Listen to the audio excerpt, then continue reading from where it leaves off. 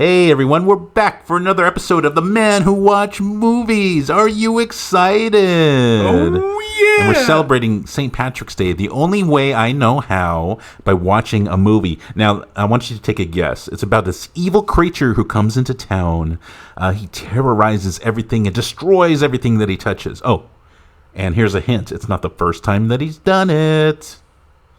Is it a documentary about Donald Trump's second term? No, it's Leprechaun 3. Oh, yeah. We're a couple of guys who like to watch movies, cinema nerds who made it our duty to make a show where we break down, discuss, and review. We're the men who watch movies.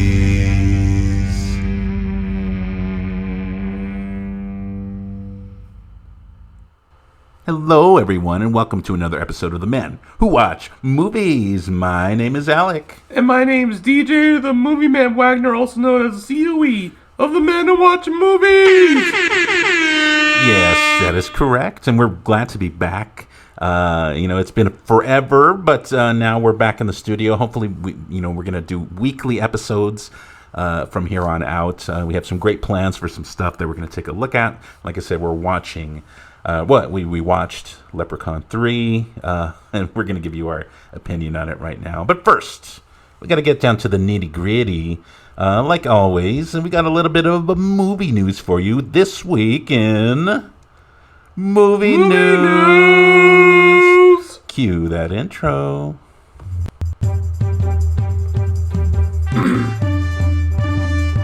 Yowza.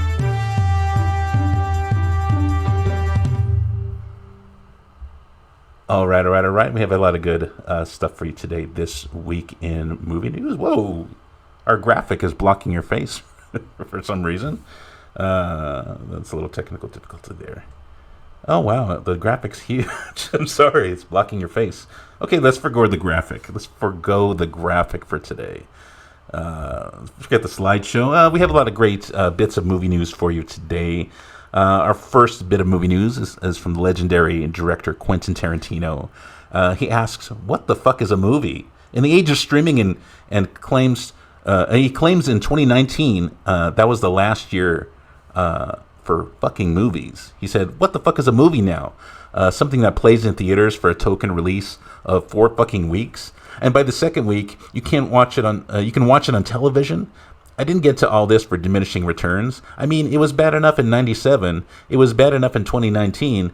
And that was the last fucking year of movies. What do you think? Do you think movies have declined? Not really, They have progressed. They have, done their... Sorry. Entertainment stuff. It's changed over the years, but, who gives a yada, yada, yada. It is what it is, I think he's grumpy old fuck. And he's always had an issue with the current state of film. He loves the 70s era of movie making. And, of course, that shows in his work. He's a great filmmaker. He knows what he's talking about. But I think as it comes to opinions on movies, that's his own business. And I think he needs to butt out of trying to shove his opinions on everyone else. He's a great filmmaker. His opinions aren't that great, in my opinion. Right. It's moving on. The Pina Colada song is being turned into a live-action film. I don't know why. Who asked for this? I have no idea. I never heard about that, but I heard the Pina Colada song, but I have no idea why they're going to make it into a movie. I mean, it's very... And there's a story behind it, and it's basically about two people who find out, it's like they seek other people, they're trying to cheat on each other, and they find out that they're actually attracted to each other because they didn't know each other's interests. They put out an ad for to meet somebody, and turns out they end up meeting each other again. It's really that's really the story, but I don't know if it warrants a movie. It seems stupid. Right. Moving on. Barbarian director Zach Cregger, who was originally, I originally knew him as part of The Whitest Kids You Know. I don't know if you've seen that show. It's a comedy troupe. They had a sketch show on IFC. Hilarious. If you ever get a chance to check it out. But he's moved on to doing horror movies. Like I said, Barbarian. It was a really big breakout movie for him. Now it looks like he might be directing a new Resident Evil reboot. So we'll see what comes of that. Were you a fan of the originals? I was. They're very, very good. Yeah, they're pretty good. If the original actress is going to be in the reboot. No, we're not going to see Mila Jovovich return. It's going to be a reboot, hopefully closer to the origin source material, the games. But we'll see. But Zach Krager's killing it out there. I think he has a new movie out. I forget what it's called. But yeah, he's been doing good with the horror genre. It's been a trend lately with a lot of comedy people moving into horror genre, like Jordan Peele. I think it's great because sometimes there's a lot of funny and scary moments. I think and it allows them to play with that a little bit. Christopher Nolan, he's making the Odyssey. Have you heard about that? The Odyssey, like Homer's Odyssey? Yes. Yeah, he's doing it's going to be a big epic movie like he always does. He always goes all out. Apparently, that looks interesting. Yeah, apparently he's going to use a giant mechanical puppet for Polyphemus, the giant Cyclops in the movie. It's going to be practical in true Christopher Nolan fashion. He can't do anything without creating some kind of spectacle on set. So I remember with Oppenheimer, everyone was buzzed about he was going to do practical effects for the nuclear explosion, which it turned out not to be as exciting as it sounded. It almost sounded like he was going to use a real nuke or something, but he ended up using like real optical effects and smaller explosions, and made him look bigger and whatnot. But we'll see. This is I'm looking forward to what he's got in store for us. All right. Moving on. James Cameron's wife apparently bawled for 4 hours after watching Avatar: Fire and Ash, which Avatar Part 3. It's probably because it was too damn long. What do you think?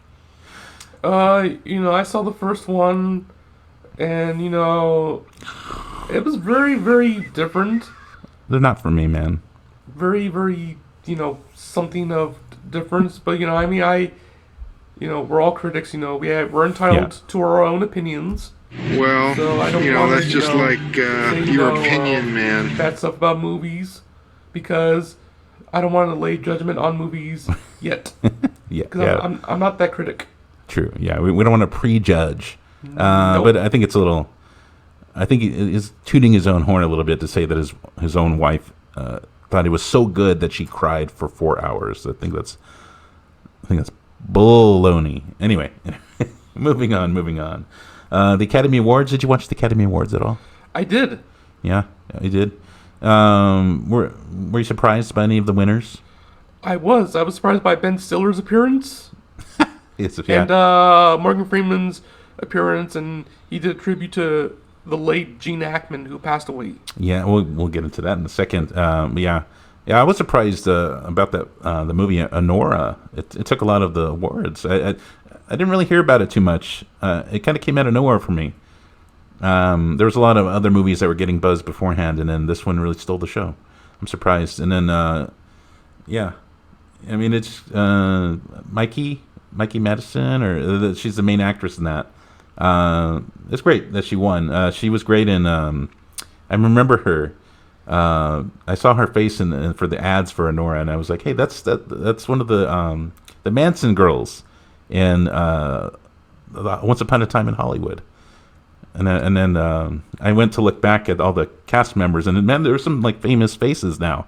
Like beforehand, they weren't as big as they were back then, and they've blown up since. So Tarantino did some magic with that casting, man, because every one of them has seemed to have blown up as of recently. So it's great. Moving on. We got some our last bit of movie news. A sad bit of movie news. Now this is from a little bit ago, but we haven't had a chance to talk to you guys about it yet. Michelle Trachtenberg has sadly passed away. Of course, we know her from a bunch of different things: Harriet the Spy, Inspector Gadget, a silly That movie. was her in Inspector Gadget? She was a Penny, I think his niece or something like that. And then, of course, I don't know if you watched The Adventures of Pete and Pete. She was on that show on Nickelodeon back in the day. So many good things. Of course, she was on Buffy, Gossip Girl, and all that stuff. She actually had a movie that she was trying to get off the ground, and she wrote a screenplay for it. And they're going to go, try and go forward with it in her memory. Was that her last movie that she did? It hadn't been created yet. She wrote a screenplay that she was trying to get off the ground. So a friend of hers is really trying to push to get it off the ground. So the article says that she was working on a screenplay exposing Mattel before her sudden death. Michelle Trachtenberg was in the final stages of getting a screenplay approved before her death last week. Director and producer Casey Thibault revealed Monday they had been working with the Gossip Girl star for years to secure production for Toy Monster, which was based on Jerry Oppenheimer's 2009 book, exposing the big bad world of Mattel and its controversial business practices. Thibault, who helmed the 2021 film Black Friday, raved to TMZ that Trachtenberg had one of the best screenplays he had ever read.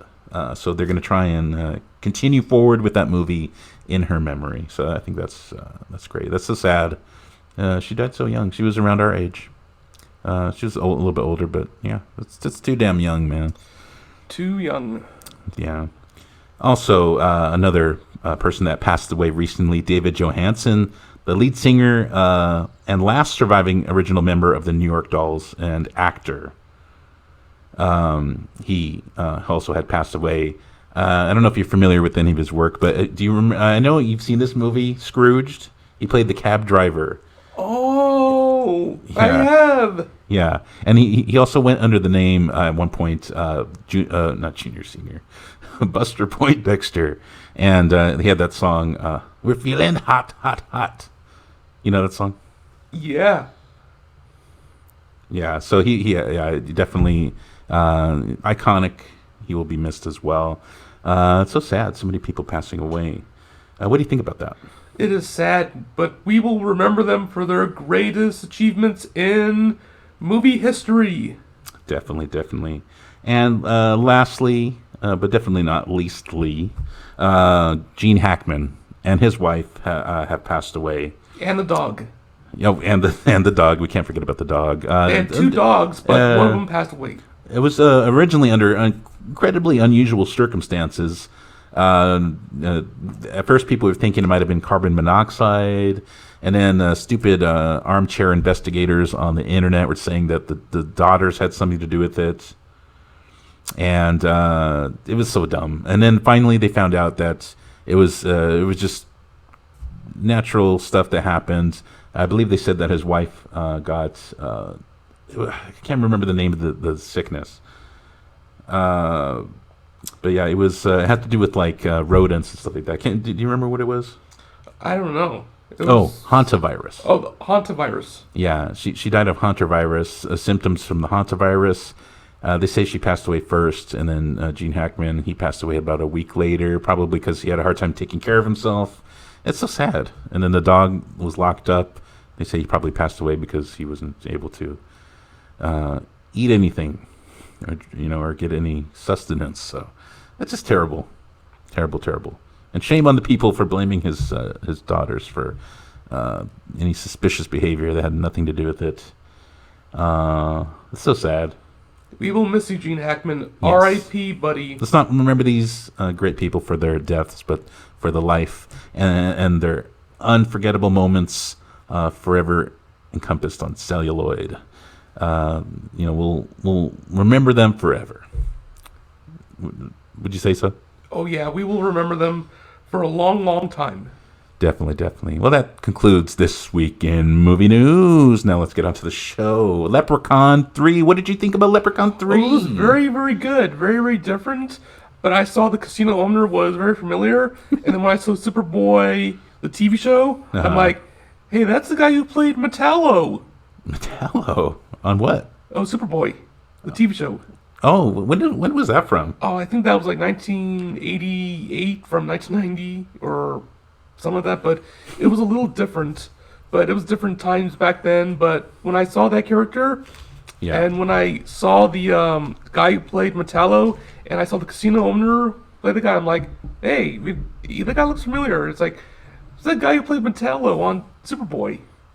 Oh, that's a good catch. Kay Callan. I've never seen that. I've never seen it. Is it good? It's very, very good. All right. So Leprechaun 3, released in 1995, is the third installment of the Leprechaun franchise. Director Brian Trenchard Smith is the director. And so basically we see a leprechaun finally go to an interesting location. The first movie and the second movie, he was, I think the first one he was in like some rural town. I can't remember what town he was in. And then the second one, I believe he went to Hollywood, right? He went to Hollywood. Oh yeah. And then the third one, we see him go to Las Vegas, baby, on an amazing killing spree with a lot of great kills. We'll talk about in a little bit. The screenwriter was David Dubose. Unfamiliar with earlier films, he was tasked with crafting scripts for Leprechaun 3, given the guideline of Leprechaun in Vegas. He developed a storyline, competing against 6 other writers for the role. He's known for his work on Night of the Demons 2 and was chosen to direct. The film was produced by Jeff Jeffrey, Walter Jostin, and Henry Segerman under the banners Trimark Pictures and Blue Rider Productions. It took place over 14 days, the filming, in Los Angeles, with a single day shot in Las Vegas, which is surprising. You think it would have been... Well, nowadays it's not cheap at all to film in Los Angeles. They would probably film in like Georgia or Ontario or something like that. The cast features Warwick Davis, of course, as the iconic Leprechaun. Supporting cast members include John Gattens as Scott McCoy, Lee Armstrong as Tammy Larson, Caroline Williams as Loretta, the assistant, and John DeMita as Fazio, the scummy, shitty magician. What do you think about these characters? I thought they were pretty funny. Very interesting, very, very funny. Warwick Davis's performance as a leprechaun, very, very funny. But yeah, the casino owner, the actor who played him, he was familiar when I looked at him, and I'm like, that's the guy from Superboy. He played Metallo. Yeah, you're very good at identifying. Oh yeah, I identified him with such precision, and I identified him. I'm like, who's this guy from? And then my mind is just thinking about something. I'm like, hey, I remember it. Apparently, this movie was straight to video. Really, it didn't come out in theaters. It was straight to video. It was critically panned, but it was financially successful. That's one thing that's going to survive. If all other forms of movies die, horror movies are the ones that always survive because they're always the cheapest to produce. And I feel like they'll never go out of style. It's always fun to get scared. Sometimes they're just hilariously corny, like these movies, and they're so inexpensive.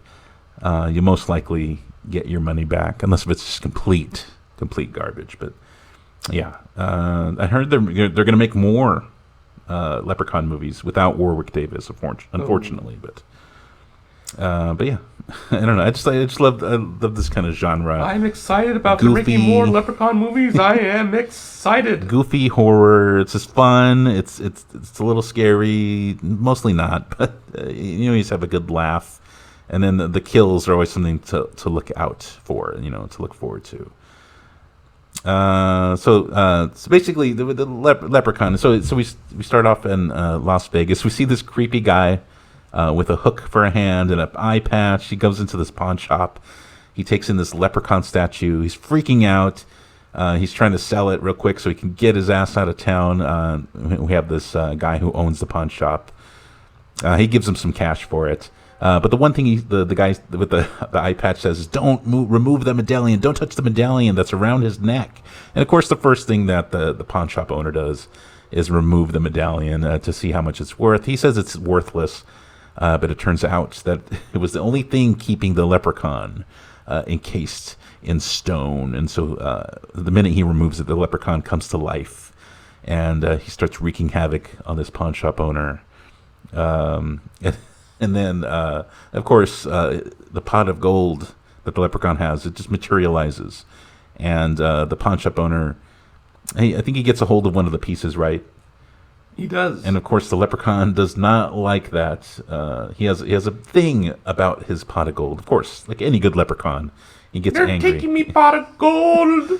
And supposedly he counts them, and it only comes out to 100 coins. But that pot of gold, it looks like way more than 100 coins. But anyway, not to get too off topic here.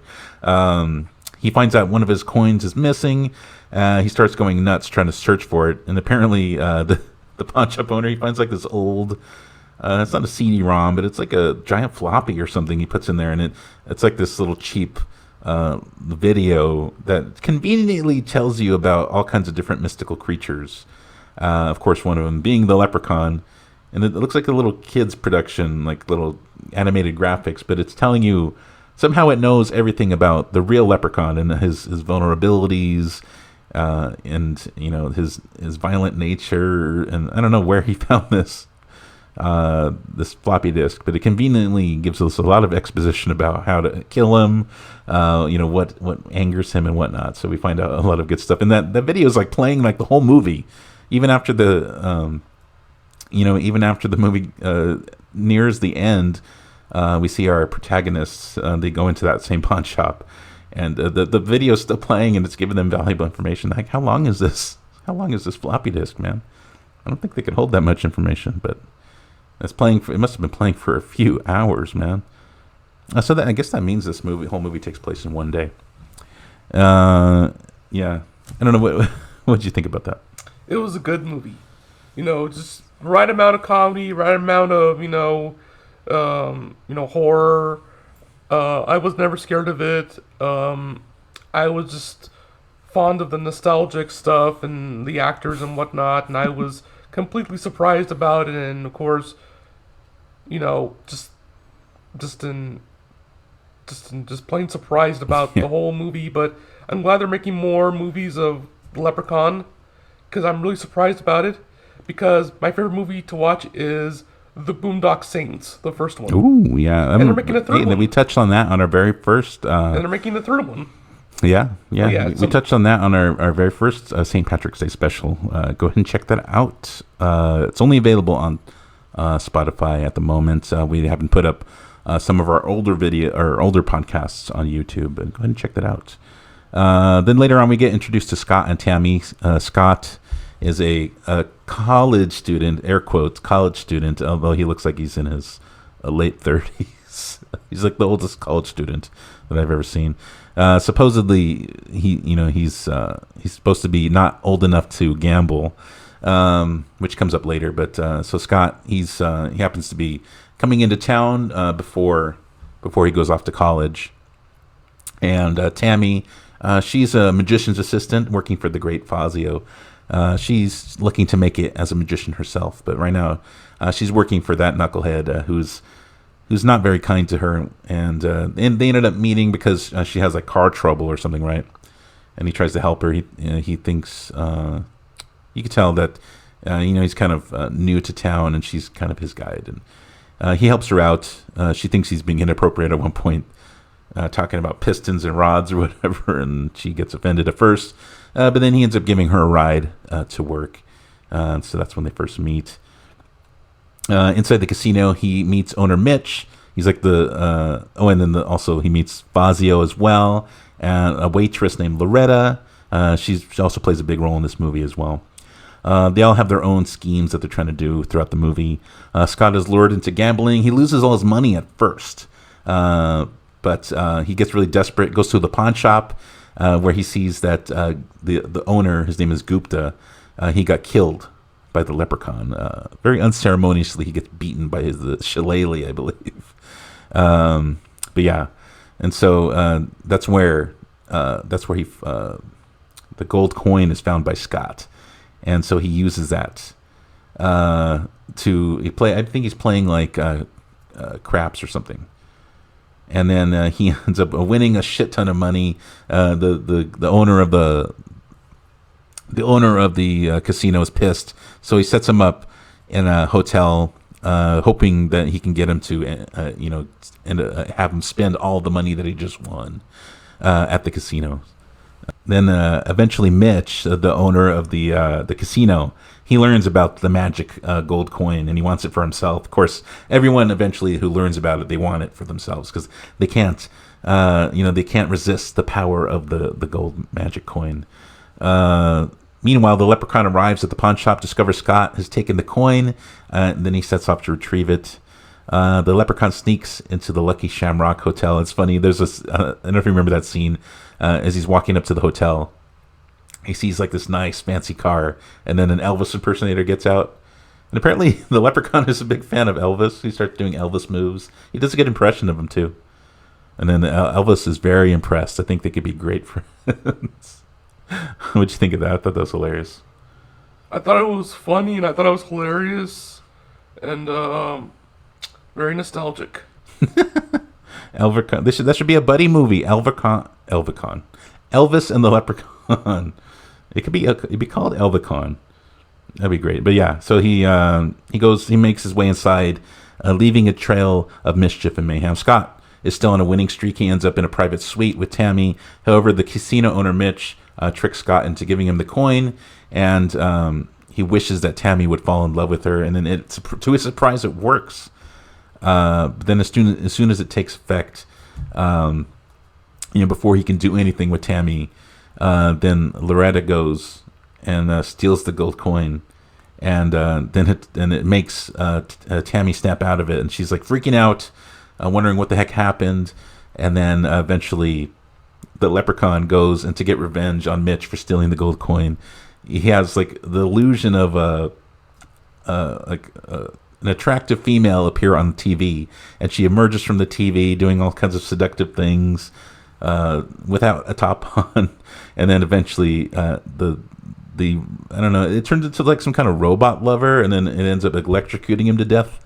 I think that was one of my favorite kills of the movie. Yeah. So anyway, after that, Scott returns to his hotel. He's feeling strange. The leprechaun actually ends up finding him there, and he bites him, causing a bizarre transformation. So he ends up turning into some kind of like were leprechaun. Have you ever heard of anything like that? Not really. It's so strange. I don't know. I think that would make a good movie in and of itself. Like, they didn't explore that idea enough. Like, I know they just kind of make up the leprechaun's powers like as they go along, but I thought that was kind of interesting. I wanted to see. They should They should expand on that idea. I don't know if they ever brought it up in any of the other movies. That definitely wasn't in 1 or 2. So yeah, Scott begins turning into a leprechaun. He starts speaking in limericks, craving gold, and showing supernatural powers, and Tammy finds him horrified. Meanwhile, Fazio, Loretta fight over the magic coin, because Loretta now has it. She actually wishes that she's more beautiful, and then she actually has some kind of like beauty transformation makeover. All they did was like put her in more tight-fitting clothes and change her hair. She looks exactly the same. And then that's when the great Fazio steals it, because he's a shitty magician. He wants to be a better magician. And so Fazio wishes to be a great magician. Eventually, the leprechaun catches up with Loretta in her dressing room. Excuse me. It's been a while since we've done this. And do you remember what he does to her?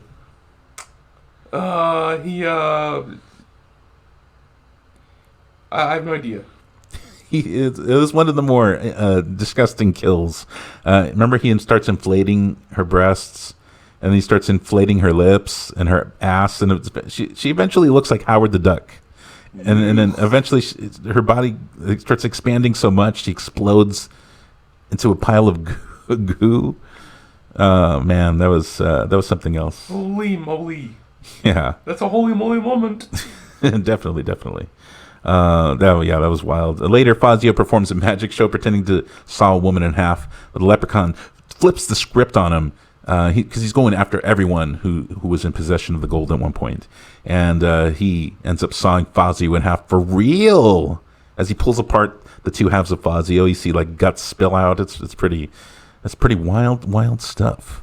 Oh man, I got to give him credit. The best part of these kinds of movies are the kills, and I think they did a pretty decent job. Some of them are lame, but some of them are like, oh my god, they're pretty surprising, pretty creative. That's what we look for in these kind of movies. Yeah. And then eventually Scott and Tammy, they're on the run. They return to the pawn shop looking for answers. Of course, they have the convenient plot device of the floppy drive playing in the background. We see some information on the on how to stop the leprechaun. They realize that the medallion is the key. With that medallion, they can stop the leprechaun. So the leprechaun corners them in the casino basement. Scott is fighting his leprechaun transformation. He battles him while Tammy retrieves the medallion. In the end, Scott overcomes his urges, using the medallion to weaken the leprechaun, and then he burns the creature's pot of gold, which is something that they learned from the presentation that they were watching. He burns the pot of gold, seemingly destroying him. Scott reverts to his human form, and he and Tammy leave Las Vegas together, ready to put the nightmare behind him. But of course, in the final scene, in the ashes of the pot of gold, the leprechaun, you can hear his laughter. So he might return, which we know he does several times. He even goes to the hood and space. But we'll save that for another episode. Yep. But man, there's a lot of convenient plot devices in this movie. There's a lot of some moments that are just kind of lame. But overall, I think as long as you put your brain on hold, put it on pause, just kind of just kind of enjoy it for what it is. I think it's pretty hilarious. I don't think it's my favorite Leprechaun movie, but it's definitely. I mean, none of them are stellar, but. But none of them are stellar. But it's always fun just to watch, just for the laughs, just for the shits and giggles. What do you think? What did you think of this? Oh yeah, it was very, very funny, very, very creative, very, very nostalgic. But yeah, it was. I'm hoping to see more Leprechaun movies when it comes out in theaters or Peacock or. You know what I mean? Yeah. So overall, Leprechaun has a total of 8 kills. What was your favorite kill? Which one? The third one? Yeah, we're talking about the third one. Fazio. Oh, you like when he sawed him in half? Well, yeah, because because Fazio's a ass hat. Yeah, yeah. It was fun. It was fun getting to see him get his comeuppance. Yeah, I'd say my favorite one. It had to be Loretta. Poor Loretta. I liked her as a character, but just to see her turn into an exploding pile of goo after she was inflated to death, I thought that was pretty creative. So anyway, that's Leprechaun 3. I thought it was a lot of fun. And as a little special treat, I've been using AI lately, and then I know everyone gets a little bit, they clench a little bit when they hear the words AI, but I thought it'd be fun to see what it's like, all this crazy stuff going on politically lately. I don't know if you've been following what's going on with now that Trump is president. The world's falling apart. And I thought, what if we were to incorporate Trump with the Leprechaun? So I put together a little AI special presentation for us titled Trump and the Leprechaun, a Cabinet of Gold. And it's what would happen if Donald Trump elected the Leprechaun to his cabinet. I think we'd go something like this. So the setting is the White House, a grand press conference room. The American flag stands proudly behind a podium with the presidential seal. Journalists murmur as as current President Donald Trump speaks to them. Trump's big announcement. Ladies and gentlemen, fake news media, deep state operatives, and my many, many fans watching at home. Today is a historic day, maybe the best day. Some people are saying that the best. We have a lot of fantastic people in my cabinet, truly incredible people. Well, except the ones that betrayed me. But this one's special, probably the best any president has ever made. Believe me, the ratings through the roof. He gestures to the Leprechaun who tips his hat. This guy, fantastic guy, knows more about wealth than any Treasury Secretary we've ever had. Knows gold, loves gold, lives for the gold. And let's be honest, we need someone who knows how to handle treasure. Because Sleepy Joe, he wrecked the economy, just terrible, worst I've ever seen. So folks, please give a big Trump-sized welcome to our new Secretary of the Treasury, the Leprechaun. The reporters go nuts. The Leprechaun hops up on the podium. The Leprechaun says, in a thick Irish accent, "Well, ain't this a sight for me wee green eyes? A big orange lad with business ties." He says he's rich, he's got grand plans, but where's me gold? It's in me hands. Trump says, clapping, "Amazing, right? Amazing. He rhymes. He rhymes all the time. It's incredible. I love it. Some people don't like rhymes. They say, 'Oh, sir, rhymes are childish,' but I think it's very smart. Shows intelligence. Einstein rhymed. Probably. Who knows? But let's talk business." The Leprechaun pulls out a pile of gold coins and lets them clatter onto the podium. "Your banks be broke, your dollars be thin, but don't ye fret, I'll fill them again. I'll hoard me gold, I'll stack it all, and yet if ye steal it, I'll gut ye all." The reporters gasp. Trump laughing nervously. Okay, strong words. Some might say harsh, but honestly, folks, we need that kind of strength. If people try to take our money, China, the IRS, they're going to regret it. The Leprechaun, he doesn't play games. Well, actually he does, but very violent games, very strong games. Brave CNN reporter raises a hand. "Mr. President, aren't you concerned that the Leprechaun is a supernatural murderer with history of terrorizing people over gold?" Look, he's passionate. He loves his work. I respect that. You ever see some of the guys in Washington? No passion, no drive, no energy. This guy needs tremendous energy. If you want to talk about murder, let's talk about the real horror movie, the 2020 election. That was a massacre, okay? But we're fixing it, the reporter says. But Trump cuts him off. The next question, there's someone from Newsmax. Let's get some real journalists in here. The Newsmax reporter says, "Mr. President, how would the Leprechaun help restore America's economy?" "With tricks and spells, pots of gold." This is the Leprechaun speaking. "With tricks and spells and pots of gold, America's wealth will be retold. But steal from me, or cheat me blind, I'll snap your spine and crush your mind." The room falls silent. Trump nodding. Strong leadership. As some might say, too strong, but you know what? Sometimes you need a guy who isn't afraid to crush some minds. That's how we win, folks. The closing remarks. So Trump, he says, so in conclusion, America's winning again. The economy come back, our gold in great hands. And if anyone tries to mess with us, well, they'll pay the price. They'll scream and cry, and in me pot, their bones will lie. Trump pointing. You hear that, folks? That's what I call law and order. Oh, my God. He and the Leprechaun shake hands as the press loses its mind. Fade to black. Oh, man. It sounds like something... That was funny. That was so funny. That sounds like something that really happened. I can't distinguish this from real life. If you told me that this happened, I'd believe it. That's the kind of shit that's going on nowadays. Anyway, I thought that was a little fun for us.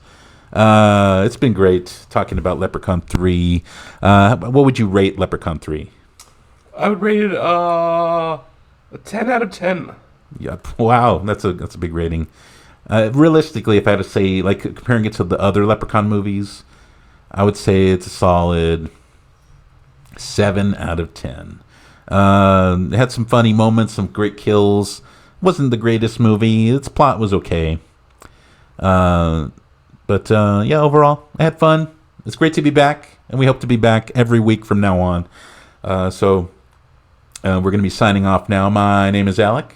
And my name's DJ, the Movie Man Wagner, also known as the COE of the Men Who Watch Movies. And thank you for tuning in. All three of you who are whoever's watching, hopefully more.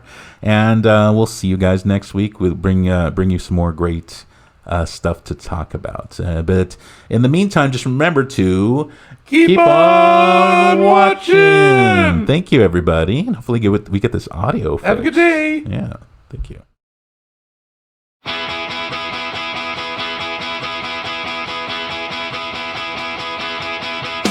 We're back to the airwaves, ready to rain. With mics in our hands, we'll take on the lane. Talking about movies, the classics and new. Badass from the start,